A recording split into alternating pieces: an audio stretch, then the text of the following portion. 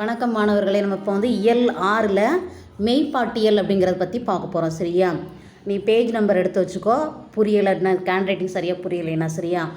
இப்போ மெய்ப்பாட்டியல் அப்படின்னா என்ன அப்படின்னா, அந்த எண்வகை மெய்ப்பாடுகளை பற்றி சொல்கிறது தான் மெய்ப்பாட்டியல் அப்படிங்கிறது. சரியா?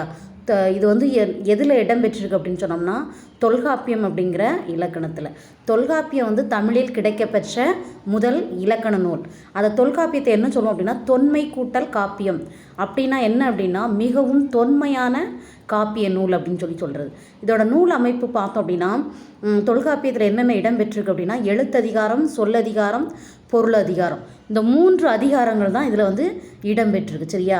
இந்நூலில் ஒவ்வொரு அதிகாரமும் 9 இயல்களை கொண்டுள்ளது. இப்போ எழுத்ததிகாரம் அப்படின்னு பார்த்தோம் அப்படின்னா, தனிமொழியியல், புணர்மொழியியல் பற்றி சொல்கிறது. சரியா? மொழியை பற்றியும் புணர்ச்சியை பற்றியும் சொல்கிறது தான் எழுத்ததிகாரம். சொல்லதிகாரம் அப்படின்னு பார்த்தோம் அப்படின்னா, மொழி தொடர் அமையும் பாங்கு. இப்போ மொழி எப்படி அமையுது அப்படிங்கிறது தான் சொல்கிறது. இப்போ பொருளதிகாரம் அப்படின்னா, இப்போ கவிதை எழுதக்கூடிய பொருண்மை, அது எப்படி எழுதணும் அப்படின்ட்டு. அடுத்து அதுக்கு உறுப்புகள், உத்திகள், அழகு, இதை சொல்கிறது தான் பொருளதிகாரம். சரியா? இந்த நூல் பழந்தமிழருடைய செம்மையினை தெளிவாக, நாகரிக செம்மையினை தெளிவாக கூறக்கூடிய நூல். சரியா? இதை தெரிஞ்சு வச்சுக்க. சரியா? இந்த மெய்ப்பாட்டியல் அப்படிங்கிறது தொல்காப்பியம் அப்படிங்கிற இலக்கண நூலில் தான் இடம்பெற்றிருக்கு.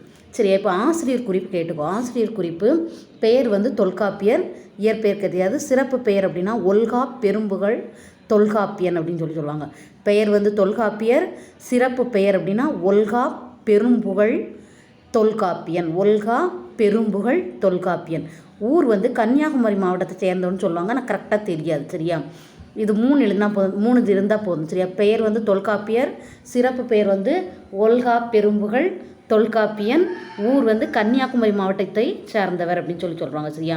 அடுத்து தொல்காப்பியத்தை பற்றி அப்படின்னு பார்த்தோம் அப்படின்னா, தொல்காப்பியர் பதஞ்சலி முனிவர் காலத்தை விட முற்பட்டவர் அப்படின்னு சொல்லுவாங்க சில பேர். அதே மாதிரி வியாச முனிவர் காலத்தில் ஒவ்வொருத்தங்களும் ஒவ்வொரு கருத்து சொல்லுவாங்க. இந்த காலத்தில் தான் இருந்தார் அப்படிங்கிறது யாருக்கும் தெரியாது. சரியா?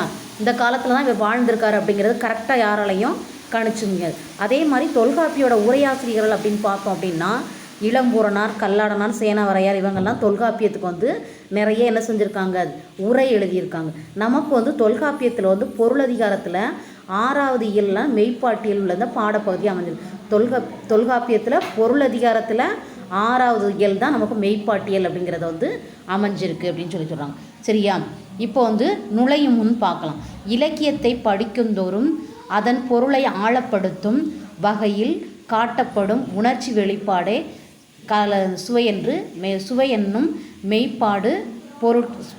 மெய்ப்பாடு சொற்கேட்டிற்கு பொருள் கண்கூடல் என்னும் தொல்காப்பிய உரையாசிரியர்ன பேராசிரியர் கவி கனி கொட்டும் என்று அவர் குறிப்பிடுகிறார். இப்போ இலக்கியத்தை படிக்கும்தோறும் அதனோட பொருளை ஆழப்படுத்தக்கூடிய வகையில் காட்டக்கூடிய உணர்ச்சி வெளிப்பாடு தான் மெய்ப்பாடு அப்படின்னு சொல்லுவாங்க. சொற்கேட்டாருக்கு பொருள் கண். இப்போ சொல்ல கேட்குறோன்னு வச்சுக்கோங்க, கண்கூடாக கேட்குற மாதிரி இருக்கும் அப்படிங்கிறத பேராசிரியர் அப்படிங்கிறவர் சொல்கிறார். அடுத்து கவி கண் காட்டும் அப்படின்னா அழகூட்டும். கவி அப்படின்னா அந்த கவிதை, அந்த நூல் அழகாக இருக்கும். நாடகத்தில் நடப்போரிடத்தில் தோன்றும் மெய்ப்பாடுகள் காண்போரிடத்திலும் உணர்வுகளை தோற்றுவிக்கும்.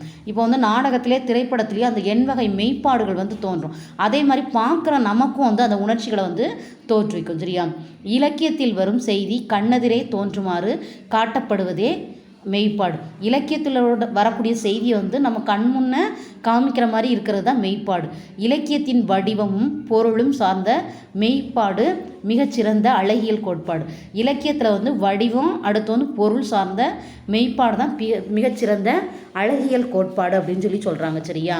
இதுதான் இதனுடைய இன்ட்ரடக்ஷன். அடுத்து பாடல் போகலாம். சரியா? தொல்காப்பியத்தில் சொல்லியிருக்காங்க. நகையே அழுகை இளிவரல் மருட்கை அச்சம் பெருமிதம் வெகுளி உவகையென்று அப்பால் எட்டே மெய்ப்பாடு என்ப. நகையே அழுகை இளிவரல் மருட்கை அச்சம் பெருமிதம் வெகுளி உவகையென்று அப்பால் எட்டே மெய்ப்பாடு என்ப. இப்போ நகை அப்படின்னு பார்த்தோம் அப்படின்னா சிரிப்பு. சரியா? அடுத்து இளிவரல் அப்படின்னா அழுகை அப்படின்னு சொல்லி பார்த்தோம் அப்படின்னா அழுகிறத பற்றி சொல்கிறது. அடுத்தது இளிவரல் அப்படின்னா என்ன அப்படின்னா சிறுமை. அடுத்தது மருட்கை அப்படின்னா வியப்பு. அச்சம் அப்படிங்கிறது பயம். அடுத்தது வந்து பெருமிதம் அப்படின்னு சொன்னோம் அப்படின்னா, பெருமிதம் அப்படின்னா பெருமையை சொல்கிறது. அடுத்து வந்து வெகுளி அப்படின்னா, வெகுளி அப்படின்னா என்னது? சீனம். வெகுளினா சீனம்.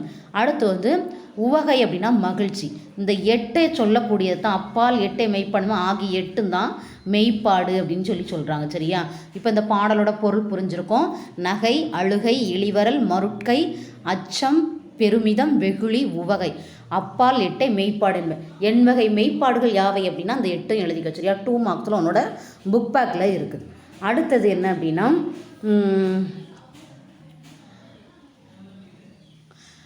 இலக்கண குறிப்பு. இப்போ நகை, அழுகை, இளிவரல், மருட்கை, அச்சம், பெருமிதம், வெகுளி, உவகை அப்படிங்கிறதெல்லாம் தொழிற்பெயர்கள். ஏன் அப்படின்னு சொன்னால் ஐவிகுதி வந்திருக்கு. அழுகையிலையும் அந்த ஐவிகுதி வந்திருக்கு. இளிவரல் அல்விகுதி, மருட்கை ஐ வந்திருக்குது, அச்சம் அம்மிகுதி வந்திருக்கு, பெருமிதம் அம்மிகுதி, வெகுளி ஈ வந்திருக்கு, உவகையும். சரியா? அந்த தல், அல், அம், ஐ, கை இதெல்லாம் வரக்கூடியதை தான் என்ன செய்வோம்? தொழிற்பெயர் அப்படின்னு சொல்லுவோம். சரியா?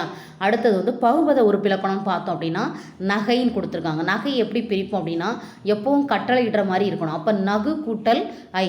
நகு அப்படிங்கிறது பை. இந்த நகு அப்படிங்கிறது தான் நகை அப்படிங்கிறது விகாரம்னு சொல்லுவோம். அப்போ நகு வந்து பகுதி, ஐ வந்து தொழிற்பெயர் விகுதி. அடுத்து வந்து மருட்கை.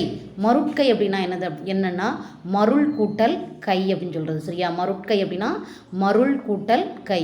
மருள் அப்படிங்கிறது பகுதி. அந்த இல்லு தான் என்னவா மாறுது? இட்டாகி இருக்குது. அப்போ ப்ராக்கெட்டில் இல்லு இட்டு போட்டு விகாரம் போடணும்.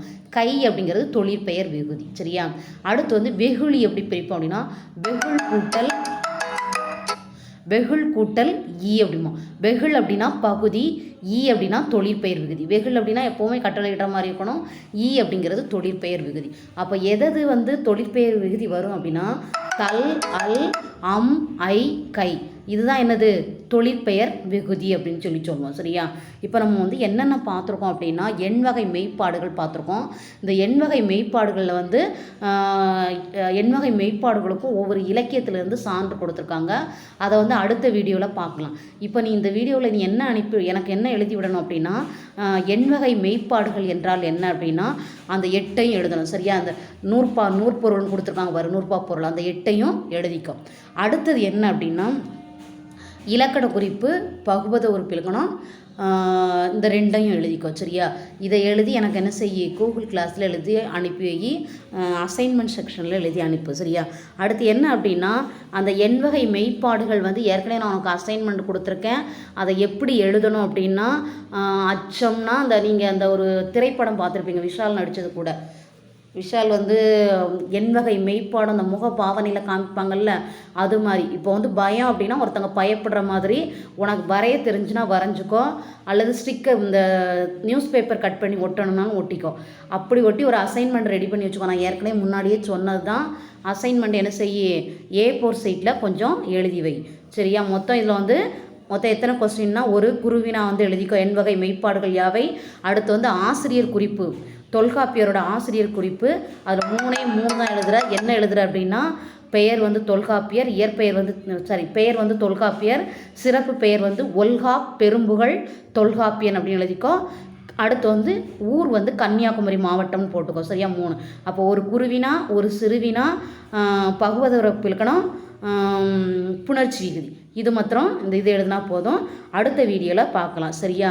மீண்டும் பார்க்கலாம். நன்றி மாணவர்களை, மீண்டும் பார்க்கலாம்.